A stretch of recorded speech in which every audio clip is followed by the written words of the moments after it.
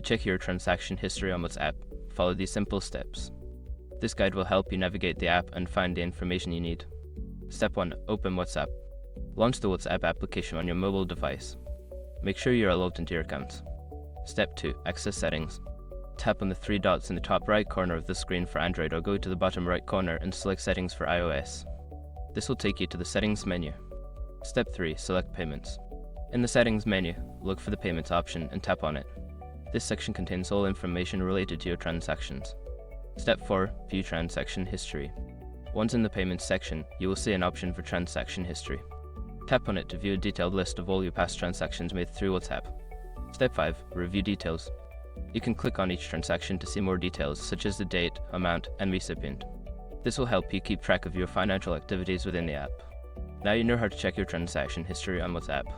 If you have any further questions, feel free to explore the app or consult the help section.